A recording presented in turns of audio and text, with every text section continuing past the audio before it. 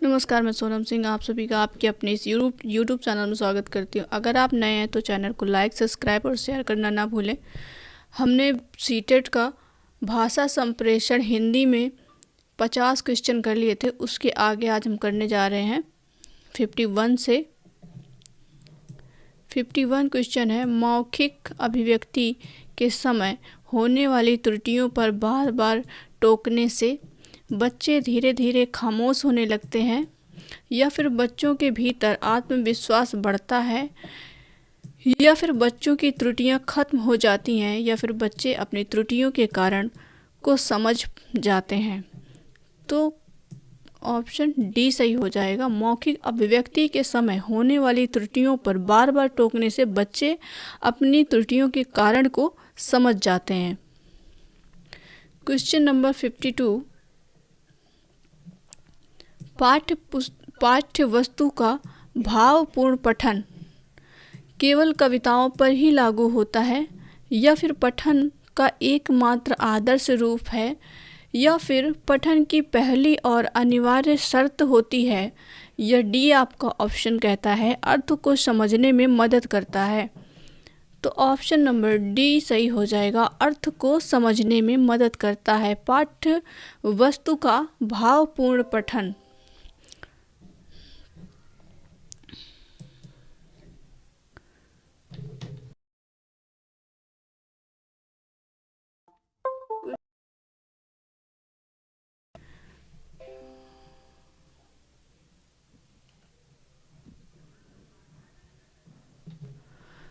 Vygotsky ने भाषा सीखने की प्रक्रिया में किस पर बल दिया है?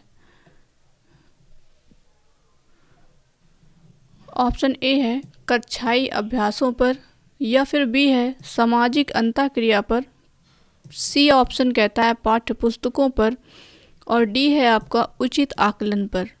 तो वाइगोत्स्की के भाषा सीखने की प्रक्रिया में किस पर बल दिया है? तो सामाजिक अंतःक्रिया पर बल दिया है। ऑप्शन नंबर बी सही हो जाएगा।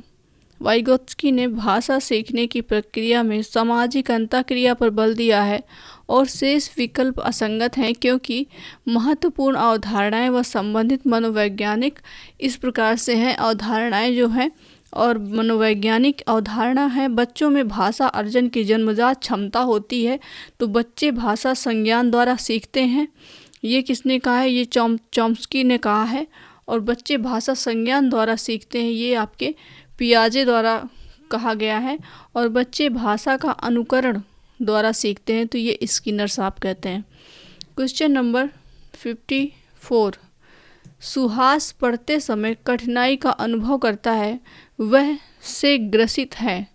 आपको बताना है कि वो किससे ग्रसित है, डिस्ग्राफिया से, या डिसकैल्कुलिया से, या फिर डिसलेक्सिया से, या डिसथीमिया से। तो वो पढ़ने में कठिनाई का अनुभव करता है, तो आपका बी ऑप्शन सही हो जाएगा, डिसलेक्सिया से।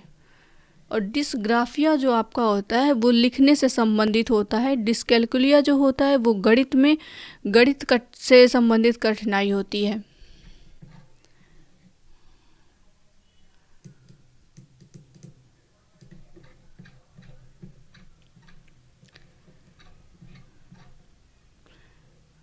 क्वेश्चन नंबर 55, लिखना एक तरह की बातचीत है, या फिर एक यांत्रिक कौशल है, या फिर अत्यंत जटिल कौशल है, या पढ़ना के बाद सीखा जाता है? तो ऑप्शन नंबर ए आपका सही हो जाएगा, एक तरह की बातचीत है। चॉम्स्की के अनुसार भाषिक क्षमता विद्यालय से प्राप्त होती है, या भाषा अनुकरण से सीखी जाती है, या फिर भाषा सीखने में समाज का स्थान सर्वोपरि है, या भाषिक क्षमता जन्मजात होती है? तो ऑप्शन नंबर डी आपका सही हो जाएगा, भाषिक क्षमता जन्मजात होती है, ये चॉम्स्की महोदय का कहना है। इसमें इसकी डिफिनीसन जो है वो कह रही है, चॉम्स्की के अनुसार भाषिक क्षमता को जन्मजात होती है, और इस अवस्था में एक तरह से बालक ध्वन्यात्मक संकेतों से युक्त भाषा को समझने और प्रयोग करने के लिए स्वयं को तैयार करता है। जैसे बालक जन्म लेते ही रोने लगता है, चिल्लाने लगता है, ये ध्वनियाँ पूर्णतः स्वाभाविक स्वचालित एवं नैसर्गिक होती हैं। क्वेश्चन नंबर 57 है, प्राथमिक स्तर की कक्षा के संदर्भ में नीचे दी गई किस स्थिति में वास्तव में लेखन हो रहा है?